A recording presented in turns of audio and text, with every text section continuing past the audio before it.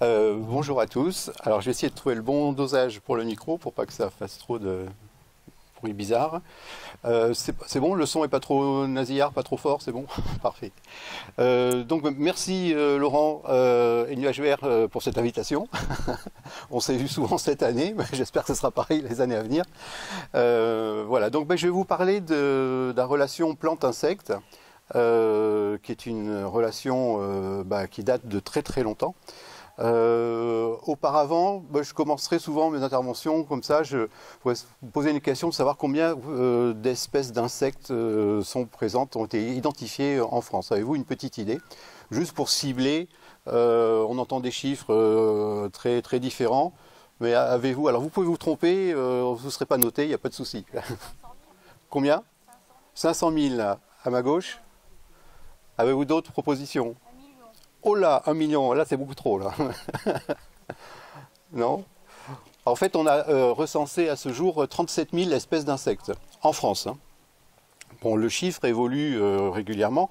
Les dernières espèces recensées datent du mois dernier. Et il y a 15 jours, j'ai trouvé un... Alors c'est pas un insecte, c'est un acarien. C'est à 8 pattes, c'est pas un insecte, mais j'ai trouvé un acarien d'origine chinoise qui est en train de manger les bambous, qui était inconnu en France, qui était arrivé en Italie et en Hongrie. Donc il est arrivé en Corrèze. J'ai trouvé ça assez random. Je ne sais pas comment il est arrivé là, mais bon. Voilà. Donc 37 000 espèces d'insectes. On est à peu près 2000 entomologistes en France. Je compte les collectionneurs, donc collectionneurs mis à part.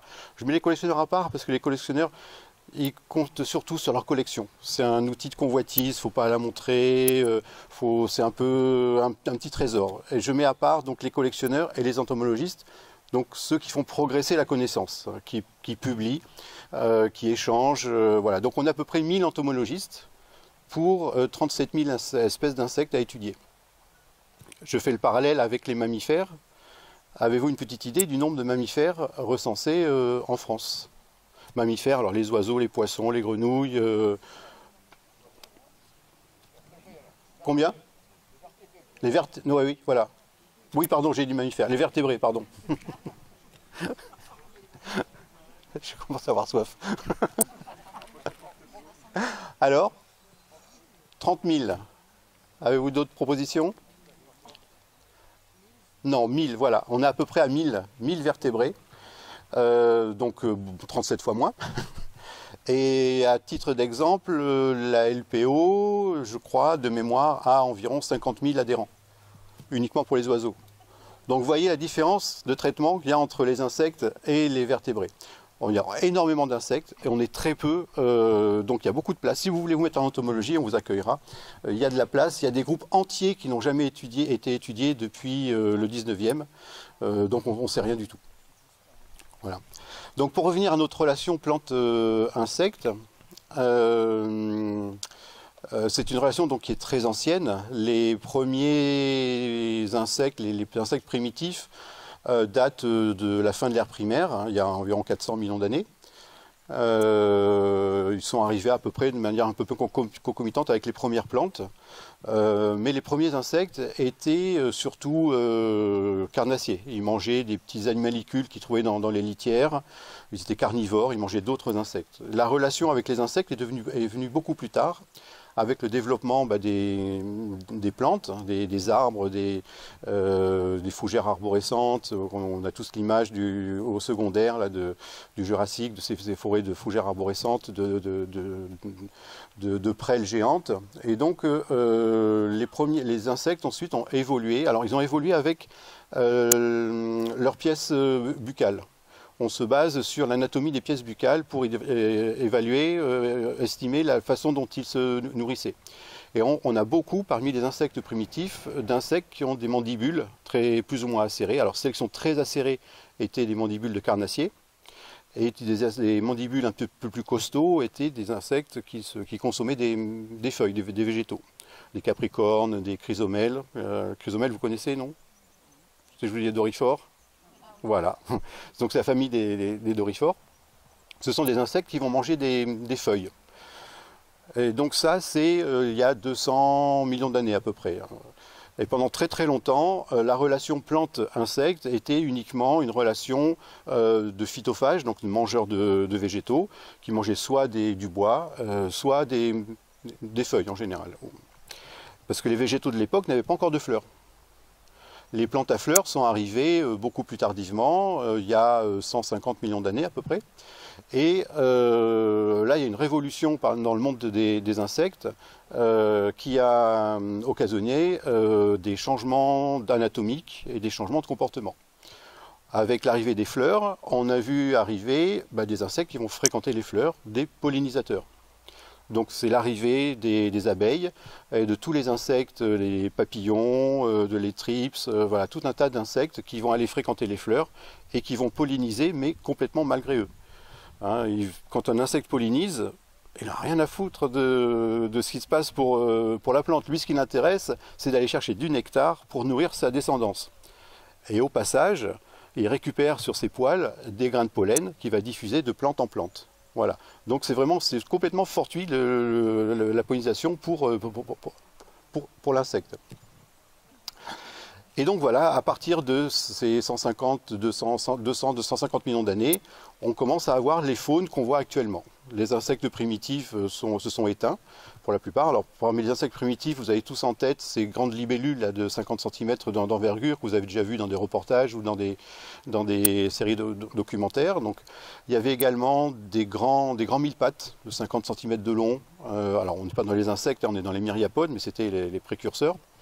Voilà, on avait des insectes assez grands, et donc la taille s'est réduite petit à petit. Alors ne me demandez pas pourquoi, je cherche, ça a été expliqué, hein, mais bon, je n'ai pas tous les éléments. Donc on a actuellement donc, des faunes qui sont relativement anciennes, et on a des insectes qui sont catégorisés dans leur comportement alimentaire, qui est lié directement à la forme de leur pièce anatomique. On a des xylophages, donc des insectes gylos, le bois, phages qui mangent, donc on a des mangeurs de bois, donc c'est les capricornes qui ont, entre autres, qui ont des mandibules très très acérées, très très robustes plutôt. Donc, ils vont aller grignoter le bois pour aller faire des galeries, pour aller déposer leurs œufs. On a des insectes phylophages, phylos les feuilles, phages qui mangent les feuilles. Je ne sais pas si vous avez fait attention tout à l'heure quand on était à côté du pont. Je ne sais pas si vous avez levé la tête un peu de temps en temps. Est-ce que vous avez regardé le feuillage des aulnes? Non? Vous avez vu? Il y a des traces de grignotage partout.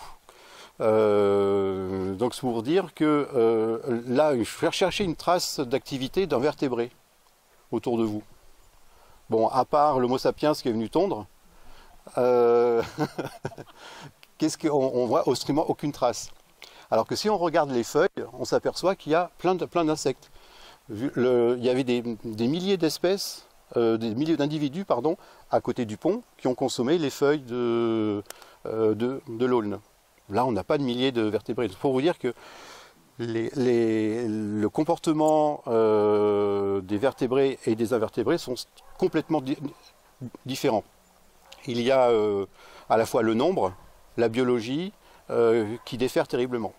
Donc, tous les modèles que l'on a utilisés jusqu'à présent pour la protection des espèces est basé sur la protection des vertébrés, qui ne fonctionne pas toujours pour les invertébrés.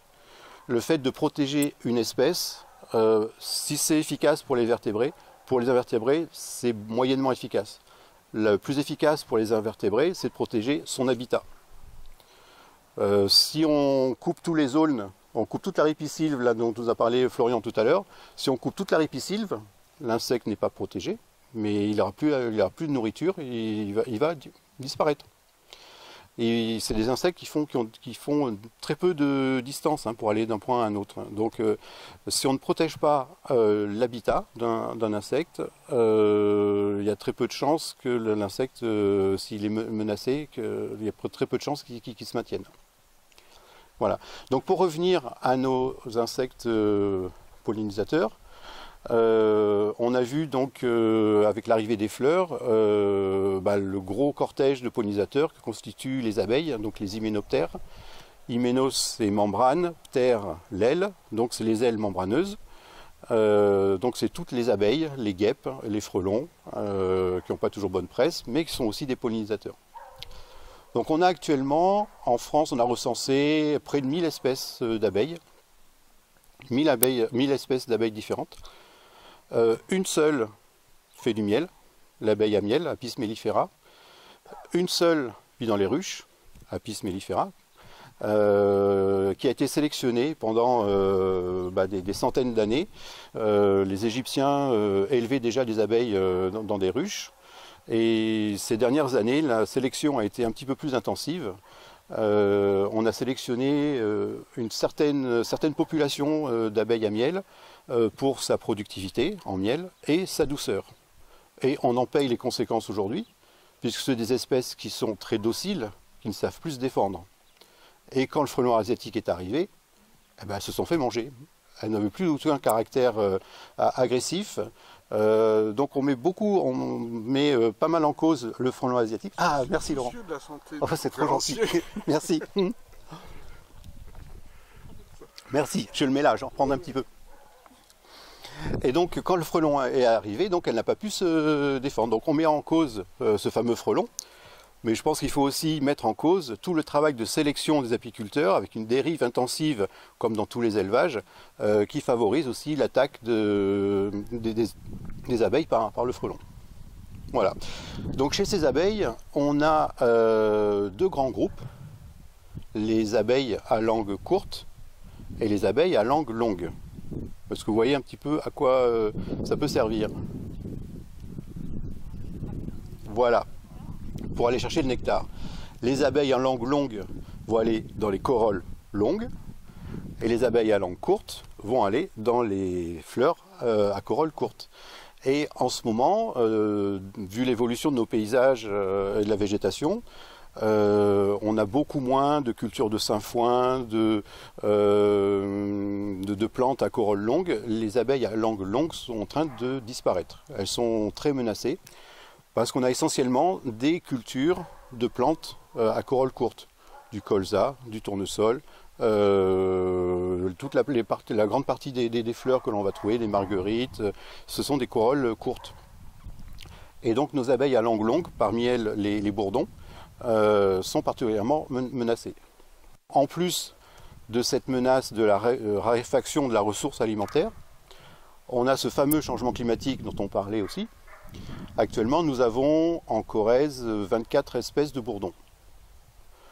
Il y a un collectif d'entomologistes, une cinquantaine, qui a travaillé sur l'évolution des populations de bourdons en fonction des différents scénarios du GIEC, de l'évolution du climat.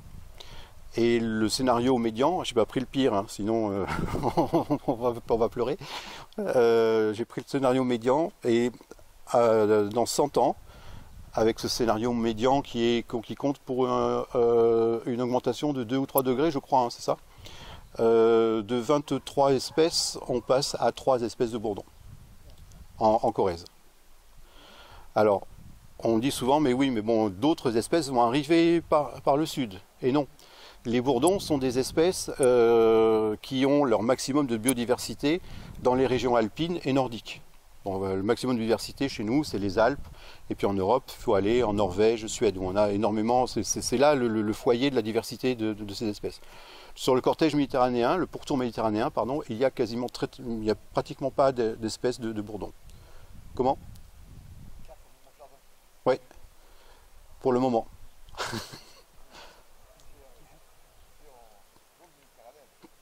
Oui, c'est très peu diversifié. Quand on monte dans les Alpes, on a une trentaine d'espèces, je pense. Donc voilà, c'est des préoccupations importantes et on ne sait pas par quoi vont être pollinisées toutes les plantes qui vont nous donner à manger, les fruits ou les légumes que nous pouvons consommer. Voilà, donc tout ça, ça nous a conduit tout un tas de réflexions à travailler depuis quelques temps. Là, on a 2 gros programmes sur les insectes pollinisateurs. Et je m'aperçois que je n'ai pas présenté la structure dans laquelle je travaille. C'est pas bon. J'ai un mauvais point. Moi, t'es pas bon publicitaire. Ouais, je suis très mauvais commercial. Je travaille au CPIE de la Corrèze, donc Laurent en a parlé. C'est le Centre permanent d'initiative pour l'environnement. C'est un réseau national d'associations. Et donc on travaille sur l'eau, les économies d'énergie, enfin tout un tas de choses. Et depuis 2 ans, je suis revenu dans cette structure. J'ai été recruté il y a 2 ans pour développer les dossiers biodiversité. Et donc depuis 2 ans, on a monté 2 gros programmes. Un programme avec l'ensemble des CPE du Massif central sur les pollinisateurs qui s'appelle Pollinisacteurs. On a fait des inventaires dans la réserve d'Argentat et dans une petite lande qui est à côté d'Argentat, à Mercœur. Voilà. Et on a, dans ce programme, on a des campagnes d'inventaire et une sensibilisation des communes, avec les communes volontaires, pour faire un plan d'action, pour sensibiliser à la fois les habitants, les agents communaux, pour avoir une réflexion sur la gestion des espaces verts. Là, on aurait pu le faire ici parce qu'il y a du boulot à faire quand même. Hein. Vous voyez, les espaces verts, il n'y a pas beaucoup de fleurs. Imaginez-vous une petite abeille, vous n'avez pas grand-chose à manger, il n'y a que de l'herbe, donc pas de fleurs, donc on n'en trouvera pas. Peut-être 1 ou 2 abeilles domestiques sur les petits trèfles qui traînent. Donc on a trouvé une commune volontaire, qui est la commune de Naves, à côté de Tulle, qui est en train en plus de faire un atlas de la biodiversité communale de sa commune. Et donc on a travaillé avec les habitants pour établir un plan d'action, changer les pratiques, essayer de laisser un petit peu plus de zones non tondues pour que les abeilles, entre autres, hein, que ça bénéficie aux abeilles, ça va bénéficier à d'autres, pour qu'elles puissent trouver un petit peu de ressources alimentaires. Mais aussi, quand on parle abeilles, il faut penser ressources alimentaires aussi, mais espace de reproduction. Donc des petites zones où elles vont pouvoir faire leur nid. C'est principalement des zones dénudées. 70% des abeilles sauvages chez nous sont terricoles. Elles font leur nid dans le sol, un petit tunnel, avec des petites loges de part et d'autre, où elles déposent un petit peu de nectar à côté des œufs, pour que la descendance puisse trouver à manger dès que les œufs émergeront.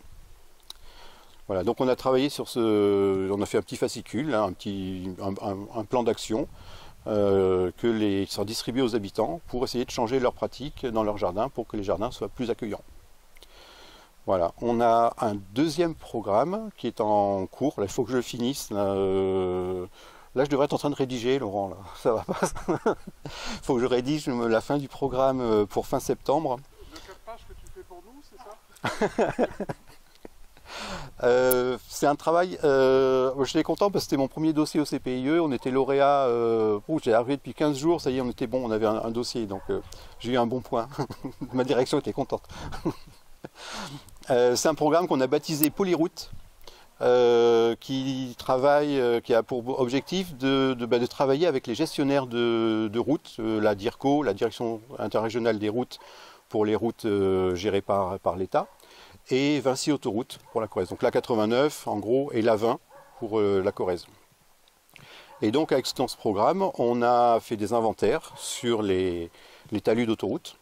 Alors ça n'a pas toujours été facile, parce que moi il y a des endroits que j'avais repérés qui étaient intéressants, mais les gestionnaires m'ont dit non, c'est trop dangereux, tu ne peux pas t'arrêter, faudrait qu'on neutralise la voie, qu'on mette des plots, un gyrophare, etc.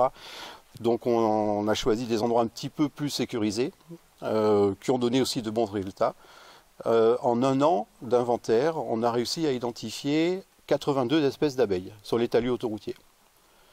Et donc c'est un résultat qu'on a trouvé très intéressant. En fait, les talus autoroutiers sont maintenant des véritables réserves, hein, des refuges pour la faune et la flore. On ne s'attendait pas à avoir autant d'espèces, autant de diversité sur ces milieux qui sont complètement artificiels. Parce qu'il y a 30 ans, ces milieux n'existaient pas. Donc c'est des milieux construits par l'homme, et au bout de 30 ans, on a réussi à créer des habitats apparemment favorables et intéressants. Donc on a travaillé aussi avec les gestionnaires sur leur plan de gestion, savoir quand est-ce qu'il fauchait, à quelle hauteur, à quelle période. Et puis on s'est aperçu que finalement le travail qu'ils faisaient n'était pas si mauvais que ça, parce qu'on n'a quasiment rien à modifier. Juste qu'à par secteur, alors bien sûr sur les aires d'autoroute, à côté des parkings des toilettes, ça sera de la pelouse comme ici, hein, parce que le public n'est pas encore éduqué. Il y a du travail à faire. Mais sur les talus, il y a un passage sur le 1er mètre au bord du goudron qui est fait, un passage en début de saison. Et sur l'année où j'ai travaillé, donc en 2022, sur certains secteurs de la 89 ou de la 20, ça n'a pas été fauché sur toute une année. Donc les fleurs ont pu faire leur cycle complet, les abeilles ont pu récolter leur pollen, faire leur nid. Voilà, non, on a des résultats quand même, je suis assez content, c'est assez positif. Donc maintenant il va falloir aussi démultiplier ce travail dans les communes. Je pense que c'est dans les communes qu'il y a le plus de travail à faire parce que les agents communaux ils ont des pratiques qui sont difficiles à faire évoluer. Je ne sais pas s'il y en a parmi vous, mais bon, c'est un constat. On a des habitudes et quand on change les habitudes, ça passe moins bien. Voilà. Donc voilà, c'est juste pour vous parler du travail que l'on fait. Aussi un petit couplet aussi sur les hôtels à insectes qu'on voit fleurir un petit peu partout. Sachez que les hôtels à insectes sont c'est pas avec les hôtels à insectes que vous allez sauver les abeilles. C'est un outil pédagogique avant tout pour expliquer aux enfants et au public le fonctionnement des abeilles. Comme je vous l'ai dit tout à l'heure, 70% des abeilles sont terricoles, sont dans le sol. Elles n'iront jamais dans les tiges creuses que vous avez mis ou dans les briquettes qui sont dans les hôtels à insectes. Donc là, il y a 4-5 espèces qui seront concernées, qui vont vivre tranquillement dans ces hôtels, plus une espèce exotique qui est en train d'envahir toute la France, c'est l'abeille noire de Chine, qui se développe préférentiellement dans les hôtels à insectes. Donc si vous en avez autour de chez vous, vous enlevez toutes les tiges qui font plus de 8 mm de diamètre, là où elle n'aura pas à se loger, parce qu'elle c'est une grosse abeille, donc vous enlevez toutes ces tiges assez grosses, et vous laissez les petites tiges pour les petites abeilles locales. Voilà, je suis prêt à répondre à vos questions. Je ne sais pas si on a pas trop débordé. Voilà. Voilà.